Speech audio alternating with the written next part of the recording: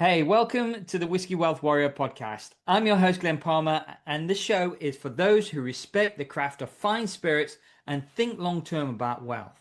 So, before we dive in, a very quick word from our sponsor. This episode was brought to you by Whiskey Wealth Mastery, where serious investors learn to build wealth through whiskey cast the right way. With data-driven investing and a quietly powerful asset class that has historically grown anywhere between 12 and 16% annual growth. If you want to learn more, you can find me on LinkedIn at Glen Palmer Online, or you can check out the show notes to explore further. Because if you're going to play the long game, you may as well play it like a warrior. Now, today we are shifting perspectives a little bit away from whiskey and looking at alternative investments as a whole. So today I'm delighted to be joined by Sandhya, who is an alternative investment specialist working across oil and gas and real estate syndications, helping those busy professionals diversify beyond those traditional equity markets. Now, we're going to be diving into tax efficiency, duration risk, liquidity trade-offs, and how investors can build more resilient portfolios in volatile cycles. So, Sandhya, thank you very much for joining me today. Really appreciate you coming to learn from your expertise. It's going to be a little bit different, and I'm looking forward to it. So, thank you for coming on. Thank you so much for having me, Glenn. And what a cool podcast talking all about whiskey. I mean, how fun is that? Something you enjoy for pleasure and for an investment. I love it. Yeah. Well, thank you very much. So let me start off by asking a question that I like to ask all my guests, and that is, if time travel became a reality, Sandhya, and you had a chance to go back in time to when you first started your career, what would the advice would the person you are now actually tell your younger self? I would tell my younger self to be more confident and sure of yourself. And just because somebody's older than you, it doesn't mean they're always wiser than you in that investment. So only take advice from people who you want to be in their place in a few years. Yeah. So, for example, I was surrounded by engineers and people with W 2 jobs who didn't have experience with alternate investing. So they would always tell me to stay away from it because they didn't know. So you really need to take advice from somebody who's a few steps ahead of you, doing what you want to be doing. Yeah. That's the most important piece of advice I would take. I would give my younger self. Yeah. Brilliant advice, to be honest, Sandhya. And now, with what is going on in the world at the moment, when the high interest rates, they shake a lot of those traditional portfolios. How do you think about managing risk in these volatile cycles when equity and long lockups start to, sort of feel uncomfortable? There are many different ways to minimize risk in your own portfolio, starting with the fundamentals, which is always have at least 6 months of living expenses, always have multiple streams of income beyond whatever is your primary source of income. So if that's a W 2 corporate job, let's say in a tech industry, because I'm an Mhm. engineer by background, then have other streams of income coming from something that's non tech technology based. So let's say it's real estate or oil and gas, or you're investing in stocks, but outside of your tech stocks, because you probably have a lot of company tech stock as an example, Yeah. or whiskey for that matter, or vineyards, etc. So have multiple diversified streams of income. That way, as market cycles go, any industry will have its ups and downs. And this way, you're sort of cushioning it with other sources. That would be my best disciplined approach to investing, and Nice. keep liquidity in mind. Don't forget liquidity because that's what you mentioned too. So stocks are very liquid versus alternate investments like most forms of real estate, oil and gas. A lot of them lock up your funds for a long time and they Hmm. don't necessarily cash flow as projected. These are on the risky side of investing. These are not safe investments. This is not a treasury bill. So whether it's real estate or you're putting money into vineyards or you're doing oil and gas, etc., these are all long-term appreciation kind of investments. So if you have more than a 10-year time horizon to retire, then I would take, a self-directed IRA or something and put it into some of these investments because you're not counting on the cash flow in the near term. And so these Yeah. can appreciate over time and, sit through a market cycle without affecting your day-to-day living and cash flow and lifestyle. Yeah, and that's what I sort of love about whiskey. It is a long-term investing, very much set and forget. Mm-hmm. So once you've done your due diligence, once you bought the cask, you just let it sit and let it do its work basically for Mm-hmm. 10 years. But like you say, it's not very easy to come out of it. You can't just say, okay, I want to sell my barrel now, and Correct. tomorrow you're going to sell your barrel.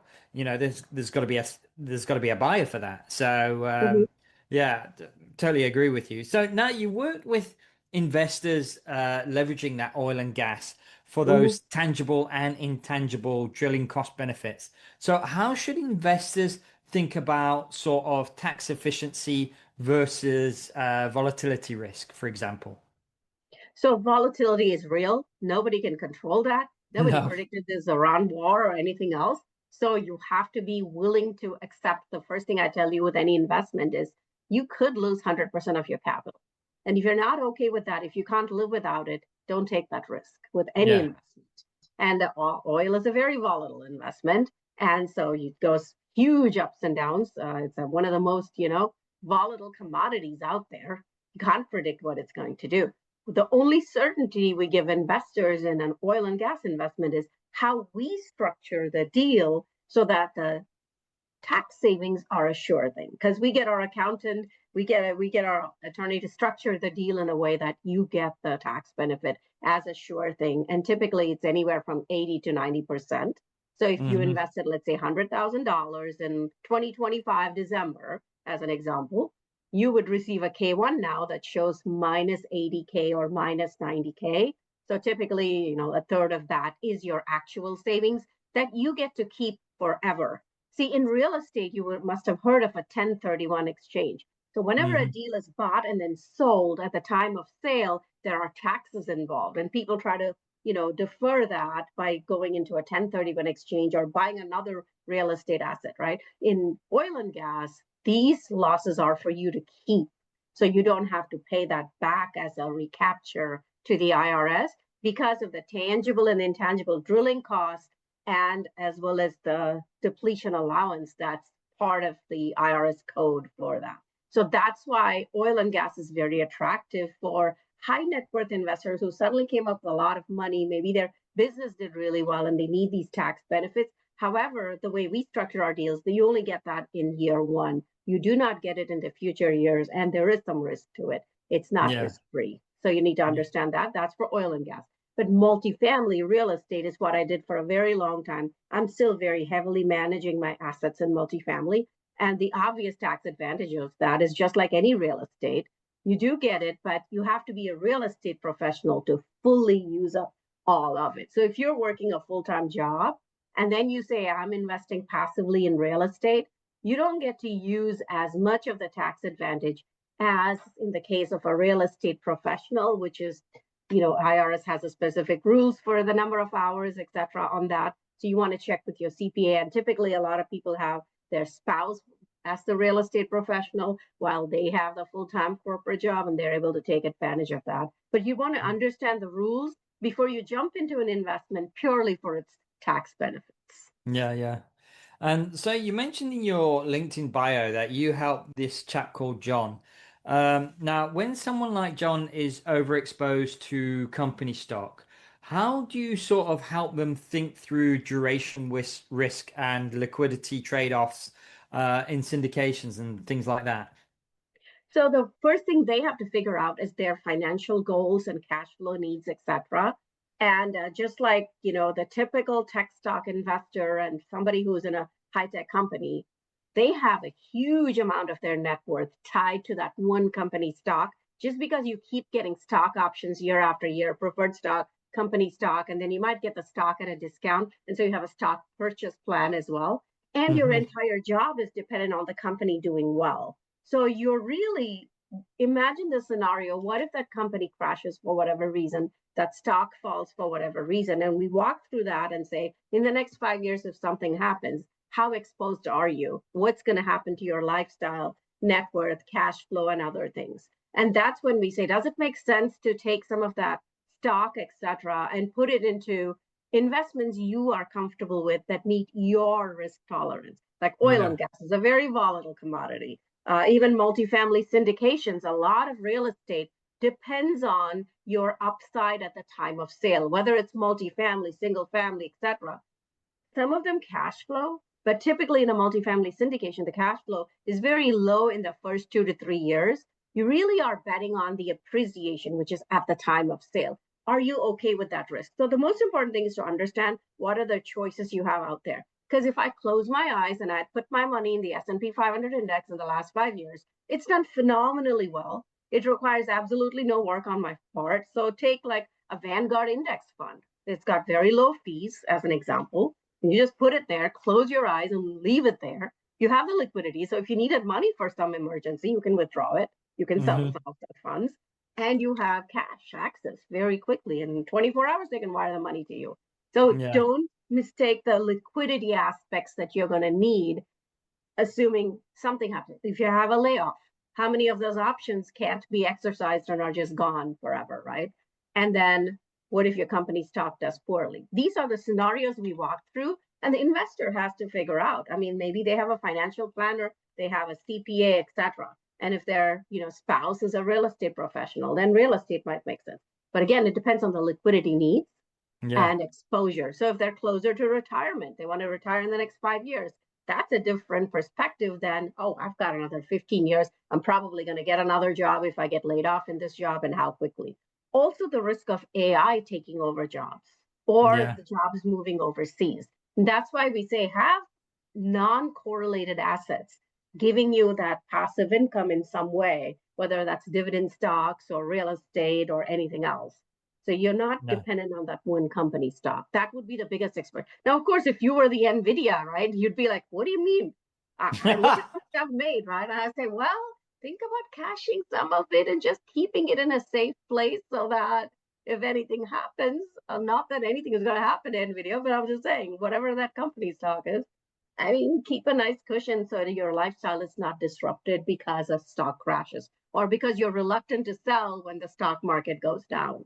Yeah. And then building on top of that, when you evaluate, an alternative investment, what characteristics matter the most to you? Is it predictability? Is it tangibility? Is it liquidity? Is it scarcity? And how would something like whiskey cask fit into that framework? So my understanding, and I'm more familiar with vineyards than with whiskey itself, my understanding is that you don't get a huge amount of cash flow in the near term, but if you're No. looking at a 10-year horizon, that could be a very nice addition because of the multiplication factor. You can just set and forget for a decade. And so vineyards, whiskey, etc., would be part of my portfolio for which I'm not counting on near-term cash flow. And I'm really looking at long-term appreciation. It's like a legacy investment is how I would put that. That would be in that category. Or Yeah. like if you wanted to even buy some real estate at a good cost basis, but hold it for a decade, not plan to spin it or a flip in a quick way. That's where I would place my whiskey, vineyards, and those kind of investments. Now, if I needed cash, I have a friend whose kid is going to college in fall of 2027. And so he wants his money back quickly, but he wants to get something better than treasuries. So he actually parked like 250K in a private credit fund with me, for which we're paying out 12% as a monthly distribution. But there's no upside. So in 12 months or 15 months, if he wants his money back, he gets his original capital back and he gets paid that 12%, which is a monthly distribution, 12% annualized. But that's it. So there is no big, huge upside, but it's a convenient place to park cash while you need it short term and you have that liquidity. So it's only a lockout of 1 year. And then Yeah. there's always the safe investments, which is T-bills, basically. Yeah. And where do you see capital flowing over the next, say, 12 to 24 months? Are investors, especially in the current market that we find ourselves in, are investors moving to shorter duration income plays, or are they still chasing that long-term appreciation in your opinion?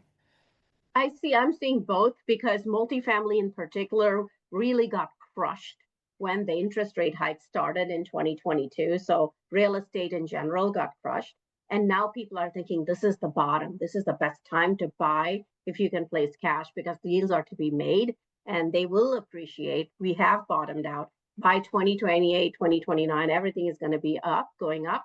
So now is a good cost basis. So the ones who have the liquidity, who've been sitting in the sidelines, are willing to put a little more money into real estate. There's a lot more deal flow happening as the bridge loans, et cetera, are maturing and people can't hold on to those deals anymore. So there is more distressed deals in the market that people are acquiring on a low cost basis. So I am Hmm. seeing money move in that direction for long-term appreciation, but people are balancing that with their liquidity needs. And for that reason, the traditional stocks and short-term investments like my private credit fund, hard money loans, etc., are becoming popular for the liquidity side of it. And retirement funds, especially, or anything you don't need for a decade, is where all of the whiskey, the vineyards, the Yeah. real estate is going. That's what I'm Yeah. seeing Yeah. right now. So even Excellent. me, with my retirement funds, which I can't put into my own deals, I put it into the long-term appreciation ones because I'm not counting on that cash flow near term. Yeah. You're just parking it and setting and forgetting it. Yeah. Correct. And buying businesses has been becoming very popular. You've heard of Cody Sanchez and other people. But the thing is, you or I might know our little niche well, but what do I know about running an accounting firm or about a catering business, right? I Hmm. don't know anything, or a roofing company, right? Those are all just various businesses. And that's why I like the idea of a fund that loans to a variety of businesses. And that's what I'm getting into this year is short-term loans for businesses that are doing very well and expanding, not a distressed loan for rescue capital of a failing business, but rather thriving businesses looking to expand, taking that seasonality into, a profitable venture. Like landscaping is popular in the spring. Catering is more popular on the holidays, as an example. And so you get Yeah. to take advantage of those. All these loans are short term in nature, 10 months to 12 months average payback. The default rate is pretty low because these are all successful businesses. So that's something I'm seeing a lot more interest rather than you or me going and buying a business and running that when we don't have exposure to that industry. So this kind of diversifies that. This is sort of like a mutual fund of businesses on the lending side rather than I'm going to go suddenly learn how to be a roofer or a caterer. It just That's doesn't make sense that's buying small business thing. that's extremely interesting. Yeah. Sandhya, thank you for coming on the show. I've enjoyed the conversation and, where the alternative market is actually going. I know it's not whiskey based per se, but, it is an alternative investment Oh, yeah. and something that people should be putting on their radar. Uh, Yeah. you know, Again, I'd like to thank my listeners and the viewers of YouTube as well. But Sandhya, just before I go, if someone wants to get in touch with you, find out how you can help them grow their long-term wealth with engineered capital, how can they actually do that? So my website is engineered-capital.com. They can find me through you and they can find me on LinkedIn. Brilliant. Thank you very much, Sandhya. Well, that's it for today's episode. Want to thank you, Sandhya, for joining me on the show, sharing your passion with me. And as a reminder, the show was brought to you by Whiskey Wealth Mastery, where whiskey lovers go to learn the investment side of the spirit properly and responsibly. If you want to know more, you know where to find me. You've been listening to the Whiskey Wealth Warrior podcast. I'm your host, Glen Palmer. Today, I was joined by Sandhya. Thanks again for listening and watching, and I'll see you on the next episode.